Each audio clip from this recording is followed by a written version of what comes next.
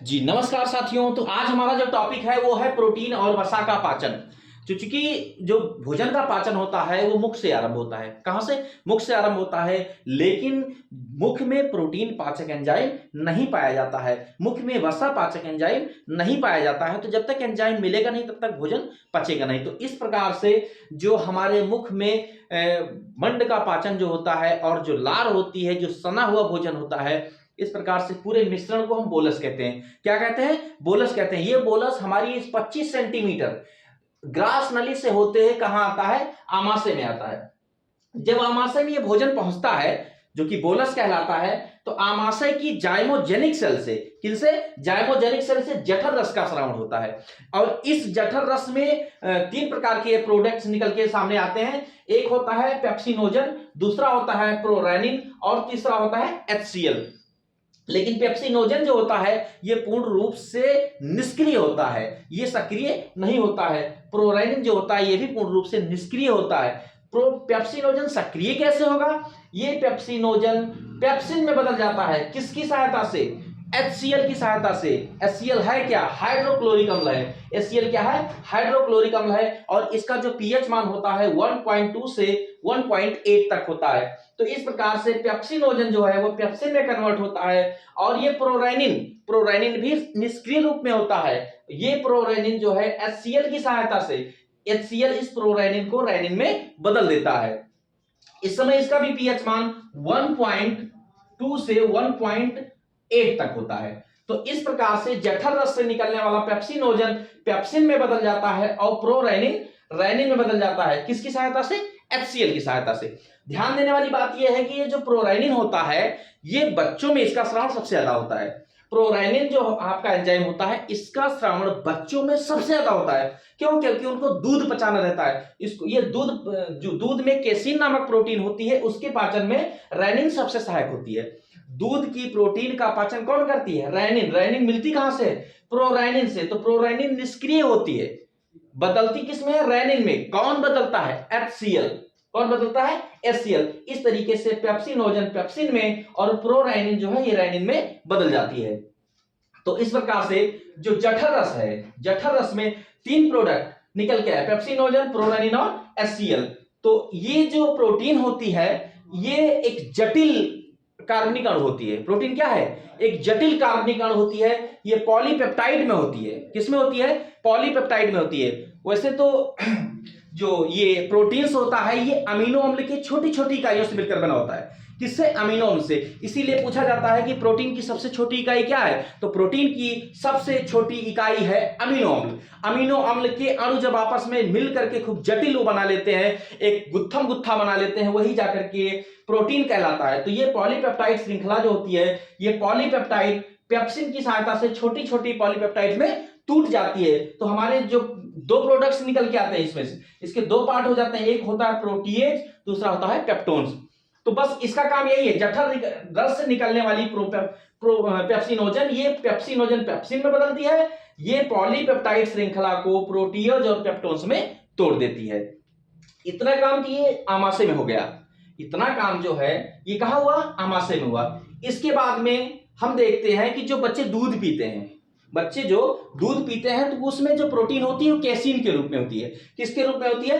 Casein के रूप में होती है। रेनिन इसको पैराकैसिन में बदल देती है। रेनिन क्या करती है? उसको पैराकैसिन में बदल देती है और पैराकैसिन फिर रेनिन उसको पैराकैसिनेट में बदल देती है। किस में बदल देती है? पैराकैसिनेट में। अब पैराकैसिनेट पर फिर पेप्सिन कार्य करती है। कौन कार्य करता है? पेप्सिन। और पेप्सिन उसको प्रोटीज और पेप्टोन्स में तोड़ देती है। तो आपकी जनरल प्रोटीन जो होती है वो भी पेप्सिन जब उस पे कार्य करेगी, टूटेगा, तो प्रोटीज और पेप्टोन्स में टूटेगा। और जो आपकी दूध की प्रोटीन केसिन होती है वो पैराकैसिनेट में जब कन्वर्ट हो जाती है, पैराकैसिनेट पेप्सिन इसको क्या करता है? दो भागों में तोड़ देता है। तो देखिए हमारे दोनों प्रोडक्ट्स, जो प्रोटीन सामान्य की है और जो दूध की प्रोटीन केसिन है, दोनों के ये जो प्रोडक्ट हैं दोनों एक ही हैं। क्योंकि जैसे हम लोग कहते हैं कि कार्बोहाइड्रेट्स का पूर्ण पाचन मुख में नहीं हो पाता है, इसी प्रकार से प्रोटीन का कुछ पाचन, कुछ भाग इसका, कुछ मात्रा में इसका जो पाचन ये आमाशय में होता है। इसके बाद में ये आमाशय में भोजन रुकने के बाद आगे ड्यूडेनम की सहायता से फिर आगे की ओर खिसक जाता है। तो इस प्रकार से जब ड्यूडेनम में ये भोजन, ये इसको ड्यूडेनम कहते हैं, आंत का ये वाला जो भाग होता है इसको ड्यूडेनम बोलते हैं। ड्यूडेनम से जब आगे खिसकेगा तो देखिए ये अग्नाशय है, अग्नाशय से निकलने वाला अग्नाशयिक रस, और ये आपका लीवर है, लीवर है, ये पित्ताशय है, और लीवर से निकलने वाला पित्त रस आकर के इस भोजन में इसी ड्यूडेनम वाले भाग में मिलते हैं। कहां मिलते हैं? इस ड्यूडेनम वाले भाग मिलते हैं। तो इस प्रकार से जो प्रोटीन कुछ मात्रा में पची हुई है, बाकी जो मात्रा जो उसकी बची हुई है उनका पाचन आपके इस ड्यूडेनम से होते हुए आता है छोटी आंत में। ड्यूडेनम में किसी भी प्रकार का भोजन का पाचन नहीं होता है। अगर पूछा जाता है कि कैनाल सिस्टम में कौन सा ऐसा भाग है जिसमें पाचन भोजन का नहीं होता है, तो ये आपका ड्यूडेनम है। ड्यूडेनम में किसी भी प्रकार के भोजन का पाचन नहीं होता है। जब ये आता है इस प्रकार से, जब हमारा भोजन इस ड्यूडेनम में प्रवेश करता है, ड्यूडेनम से होते हुए छोटी आंत की ओर बढ़ता है, तो फिर हमको ये जो पॉलीपेप्टाइड्स होती है इस पर दो प्रकार के एंजाइम्स कार्य करते हैं। कितने प्रकार के एंजाइम्स? दो प्रकार के एंजाइम्स कार्य करते हैं। वो कौन कौन से हैं? ट्रिप्सिन और काइमोट्रिप्सिन। क्यों?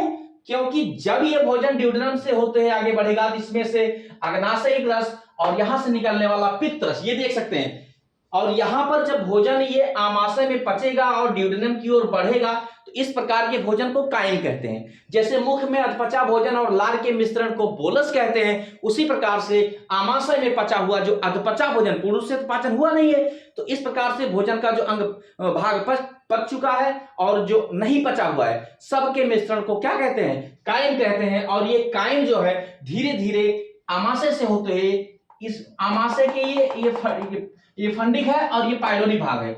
ये कैसा भाग है? ये होता है फंडिक, ये होता है पाइलोरिक, और यहां पर एक पाइलोरिक वाल्व पाया जाता है। क्या पाया जाता है? पाइलोरिक वाल्व पाया जाता है। और इसका काम क्या होता है? ये पाइलोरिक वाल्व जो होता है भोजन के जो कण होते हैं उनको इस ड्यूडेनम में तो आने देता है, परंतु जो भोजन का कण ड्यूडेनम में आ चुका है उनको पुनः लौट के आमाशय में नहीं जाने देता है। तो इस प्रकार से दोस्तों हम देख सकते हैं कि इसमें जो भोजन ड्यूडेनम में आ जाता है ये पुनः लौट करके कभी आमाशय में नहीं जाता है। तो देख सकते हैं जब ये ड्यूडेनम में आएगा भोजन, तो यहां से ये देखिए आमाशय से निकलने वाला आमाशयिक रस, यहां से निकलने वाला पित्त रस और आंतरीय रस, आंतरीय मतलब जो स्मॉल इंटेस्टाइन का जो जूस होता है वो तीनों मिलते हैं। क्योंकि पित्त रस जो होता है, लीवर से निकलने वाले पित्त रस में किसी भी प्रकार का एंजाइम्स नहीं होता है, पाचक एंजाइम्स नहीं होता, वो सहायता करता है। तो जो अग्नाशय होता है, ये पैंक्रियाज जिसको बोलते हैं, इस पैंक्रियाज से अग्नाशयिक रस से हमको तीन प्रकार के एंजाइम्स मिलते हैं। कितने प्रकार के? तीन प्रकार के एंजाइम्स मिलते हैं। पहला है ट्रिप्सिनोजन। कौन सा है? ट्रिप्सिनोजन है। दूसरा है काइमोट्रिप्सिनोजन, और दोस्तों हमारा जो तीसरा है वो प्रोकार्बोक्सीपेप्टिडेज। ये तीन प्रकार के हमारे एंजाइम्स कहां से निकलते हैं? अग्नाशयिक रस से निकलते हैं।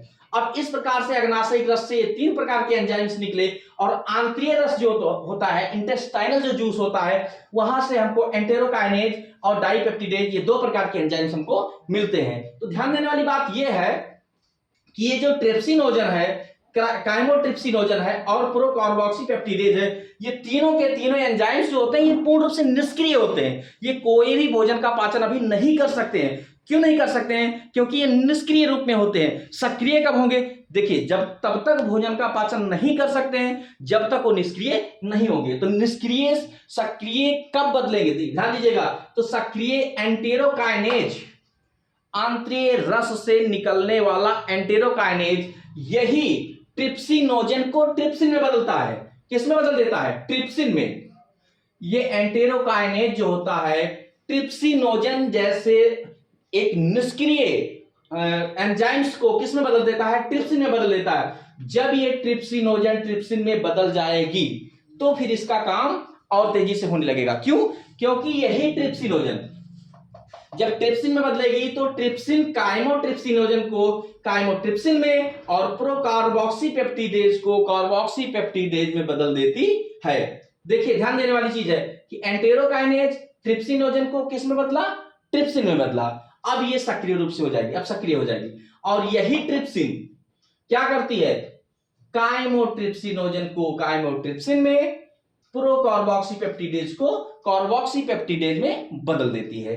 तो अब ये ट्रिप्सिन जो होता है चूंकि पॉलीपेप्टाइड श्रृंखला होती है प्रोटीन, एक बृहद श्रृंखला होती है, और ये पॉलीपेप्टाइड श्रृंखला, इस पर कौन कार्य करता है? ट्रिप्सिन और काइमोट्रिप्सिन। ये काइमोट्रिप्सिन और ट्रिप्सिन इसको छोटी छोटी पॉलीपेप्टाइड श्रृंखलाओं में तोड़ देता है। ये पॉलीपेप्टाइड, ये यही है प्रोटीन। ये क्या है? प्रोटीन है। इसका जो बचा हुआ भाग है, ट्रिप्सिन और काइमोट्रिप्सिन जब इस पर क्रिया करेगी तो किसमें टूट गया? ये छोटी छोटी पॉलीपेप्टाइड श्रृंखला में टूट गया। और इन्हीं छोटी छोटी पॉलीपेप्टाइड श्रृंखला से हमारे दो प्रोडक्ट कौन से आए? एक आया पेप्टोन्स, दूसरा आया प्रोटीएज। देखिए ध्यान दीजिएगा, हमारे जब आमाशय में भोजन का पाचन हुआ था पेप्सिन के द्वारा, तो भी हमारे प्रोटीएज और पेप्टोन्स प्रोडक्ट निकल के आए थे। और जब ये छोटी आंत में भी भोजन का पाचन हो रहा है, जिस पर ट्रिप्सिन और काइमोट्रिप्सिन नामक एंजाइम्स कार्य कर रहे हैं, तो भी हमारे दो प्रोडक्ट यही पेप्टोन्स और प्रोटीएज जो है निकल करके सामने आ रहे हैं। अब इस प्रोटीएज और पेप्टोन्स को भी कार्बोक्सीपेप्टिडेज, ये आपके जो काइमोपेप्टिडेज हैं, ये आपके कार्बोक्सीपेप्टिडेज में जब कन्वर्ट होता है तो इसको डाइपेप्टाइड्स में तोड़ता है। किसमें तोड़ता है? डाइपेप्टाइड्स में। ये क्या करता है? इसको तोड़ देता है। और डाइपेप्टाइड्स को ये डाइपेप्टिडेज, ये जो कि आंतरिक रस से निकलता है, ये डाइपेप्टिडेज, यही डाइपेप्टाइड को छोटे छोटे अमीनो अम्लों में क्या करता है? तोड़ देता है। और हमारे छोटे छोटे अमीनो अम्ल ही क्या है? जो छोटे छोटे अमीनो अम्ल हैं, इन्हीं के संयोगित रूप को क्या कहते हैं? प्रोटीन कहते हैं। तो इस प्रकार से जब अमीनो अम्ल के छोटे छोटे टुकड़ों में टूट जाता है तो प्रोटीन का पूर्ण पाचन हो जाता है। तो इस प्रकार से हम देख सकते हैं कि जब भी हमारा बोलस आता है आमाशय में, आमाशय में जो जाइमोजेनिक सेल्स होती हैं, उन जाइमोजेनिक सेल से निकलने वाला जो हमारा जठर रस है, उसमें 3 प्रोडक्ट होते हैं, पेप्सिनोजन, प्रोरेनिन और HCl। ये पेप्सिनोजन और प्रोरेनिन दोनों ही निष्क्रिय रूप में होते हैं। इनको सक्रिय कौन बनाता है? HCl। कौन बनाता है? HCl बनाता है, जिनका पीएच मान 1.2 से 1.8 तक होता है। वैसे भी HCl का मतलब ही होता है हाइड्रोक्लोरिक अम्ल, और एक ये प्रबल अम्ल है। हाइड्रोक्लोरिक अम्ल क्या है? एक प्रबल अम्ल है। और दोस्तों, इस प्रकार से अम्लीय माध्यम में, इसमें जो आमाशय में भोजन का पाचन होता है, ये अम्लीय माध्यम में होता है भोजन। लेकिन जब ये आमाशय से ड्यूडेनम की ओर भोजन बढ़ेगा, यहां पर जो आपका एक पाइलोरिक वाल्व पाया जाता है, इस पाइलोरिक वाल्व से होते हुए जब भोजन ड्यूडेनम की ओर बढ़ेगा तो फिर इसका पीएच मान जो है वो बदलेगा। कैसे बदलेगा? क्यों? क्योंकि यहां अग्नाशय से निकलने वाला अग्नाशयिक रस और यहां से पित्त रस, ये दोनों क्षारीय माध्यम में होते हैं, जिनका पीएच मान 8 या उससे एबव होता है। तो इस प्रकार से हमारा जो भोजन है उसका पीएच मान क्या होता है? बदल जाता है, मतलब अम्लीय से क्षारीय माध्यम हो जाएगा। और अब HCl का कोई भी काम नहीं है। HCl जब भी क्रिया करेगी तो अम्लीय माध्यम में ही करेगी। और कहां करेगी? इस आमाशय में। भोजन जब आपके ड्यूडेनम में बढ़ेगा तो इस प्रकार के भोजन को क्या कहते हैं? काइम कहते हैं। और जब ये काइम आता है, आगे बढ़ता है, तो उसमें 3 प्रोडक्ट मिलते हैं। कौन कौन से? पित्त से, यहां से लीवर वाले भाई, यहां से पित्त से निकलने वाला पित्त रस, ये अग्नाशय से निकलने वाला अग्नाशयिक रस, और आंत से निकलने वाला आंतरीय रस, तीनों के मिश्रण को, तीनों का एक बहुत अच्छा सा मिश्रण होता है। वहां भोजन का फिर पाचन शुरू हो जाता है। तो इस प्रकार से अग्नाशय से निकलने वाला जो अग्नाशयिक रस है, उसमें कई सारे एंजाइम्स होते हैं, लेकिन 3 मुख्य रूप से एंजाइम होते हैं जो प्रोटीन की क्रिया, पाचन की क्रिया में भाग लेते हैं। तो इस प्रकार से अग्नाशयिक रस का ट्रिप्सिनोजन, काइमोट्रिप्सिनोजन और प्रोकार्बोक्सीपेप्टिडेज, ये 3 प्रकार के निष्क्रिय एंजाइम होते हैं। अब इनको सक्रिय कौन बनाता है? ध्यान दीजिएगा, एंटेरोकाइनेज जो आंतरिक रस से निकलने वाला एंटेरोकाइनेज है, ये ट्रिप्सिनोजन को ट्रिप्सिन में बदल देता है। और जैसे ट्रिप्सिनोजन ट्रिप्सिन में बदलेगा, तुरंत ही क्या करता है? अपने दोनों भाइयों को, मतलब इनको, काइमोट्रिप्सिनोजन को काइमोट्रिप्सिन में और प्रोकार्बोक्सीपेप्टिडेज को कार्बोक्सीपेप्टिडेज में बदल देता है। तो इस प्रकार से ये जो बृहद पॉलीपेप्टाइड श्रृंखला प्रोटीन की होती है, इस पर ट्रिप्सिन और काइमोट्रिप्सिन जब क्रिया करना शुरू कर देता है इस पर, तो ये छोटे छोटे पॉलीपेप्टाइड श्रृंखलाओं में क्या होता है?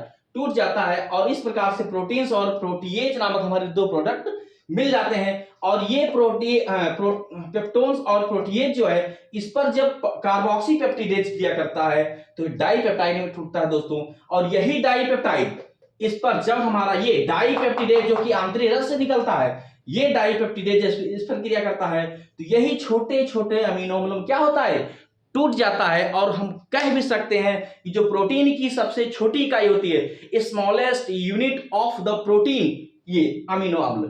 तो इस प्रकार से हमारे प्रोटीन का जो है पूर्ण पाचन हो जाता है। दूध का, जहां तक बच्चों के दूध का पाचन है, तो मैंने बता दिया है कि जो ये प्रोराइनिन नामक एंजाइम्स होता है, ये बच्चों में अधिक मात्रा में निकलता है। किसमें? बच्चों में बहुत अधिक मात्रा में निकलता है। क्यों? क्योंकि वो दूध पीते हैं, और जो दूध की केसिन नामक प्रोटीन होती है, उसका पाचन रेनिन करती है। प्रोराइनिन HCl की सहायता से रेनिन में क्या होती है, कन्वर्ट हो जाती है, और इस प्रकार से केसिन प्रोकैसिन में, और प्रोकैसिन प्रोकैसिनेट में बदलता है, और ये पैराकैसिनेट जो है पेप्सिन की सहायता से फिर आपका ये प्रोटीएज और पेप्टोन्स में टूट जाता है। और इस प्रकार से पेप्टोन्स और प्रोटीएज का पाचन जो होता है आंत में होता है। कहां होता है? आंत में होता है। कौन सी प्रक्रिया करता है?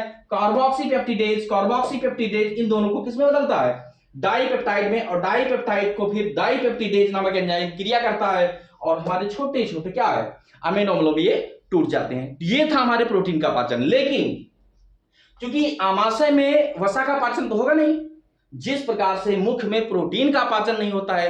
क्यों नहीं होता है? क्योंकि मुख में प्रोटीन पाचक एंजाइम नहीं पाए जाते। मुख में क्या है, प्रोटीन पाचक एंजाइम नहीं पाए जाते हैं। उसी प्रकार से आमाशय में भी वसा पाचक एंजाइम नहीं पाया जाता है। दोस्तों, जो वसा का पाचन है ये कहां होता है? ये छोटी आंत में होता है। कहां होता है? छोटी आंत में होता है। वसा है क्या? सबसे बड़ी बात ये होती है वसा है क्या।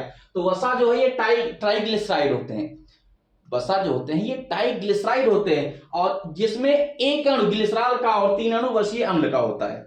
वसा क्या है? ये ट्राइग्लिसराइड होते हैं, ट्राइग्लिसराइड, और इनके एक अणु जो होते हैं ग्लिसरॉल होते हैं, और 3 अणु क्या है, वो वसीय अम्ल के होते हैं। तो इस प्रकार से देखिए, देख सकते हैं ये ग्लिसरॉल और वसीय अम्ल, और इसमें ये एक अणु हाइड्रोजन और इसका OH क्या बन गया है, H2O। क्या बन गया ये HOH मतलब H2O, और ये इस रूप में पाए जाते हैं वसा। अब ये जब ये आता है छोटी आंत में, तो पहले ये पायसीकृत होता है। कैसा होता है? पायसीकृत होता है। इस पर पायसीकृत होने के बाद लाइपेज नामक एंजाइम क्रिया करता है, जो कि क्षारीय माध्यम में कितना होता है, इसका पीएच वैल्यू 8.2 से 8.88 तक होता है। ये पायसीकृत वसा को लाइपेज जो है ये ग्लिसराइड और वसीय अम्लों में क्या करता है, तोड़ देता है। तो इस प्रकार से ये डाइग्लिसराइड जो होती है, और इसमें ये वसीय अम्ल का एक अणु क्या होता है, निकल जाता है। फिर ये डाइग्लिसराइड जो होती है मोनोग्लिसराइड में टूटती है, और एक अणु वसीय अम्ल का निकल जाता है, और ये मोनोग्लिसराइड फिर जो है ग्लिसरॉल और वसीय अम्लों में टूट जाती है। इस प्रकार से वसा का पूर्ण रूप से पाचन हो जाता है। कहां होता है? छोटी आंत में होता है। तो हम देख सकते हैं कि बोलस जो होता है उसमें कौन होता है बोलस? बोलस वो है जो मुख में पचा हुआ भोजन है और लार है, उसका मिश्रण होता है बोलस। 25 सेंटीमीटर यहाँ ग्रास नली से कहाँ आया, आपके आमाशय में आया। इसमें जब भोजन पचता है, जो आगे बढ़ता है, यहाँ पर ड्यूडेनम में आता है, उसको काइम बोलते हैं। क्या बोलते हैं? काइम बोलते हैं। तो इस प्रकार से भोजन का पाचन में प्रोटीन और वसा का पाचन पूर्ण रूप से हो जाता है।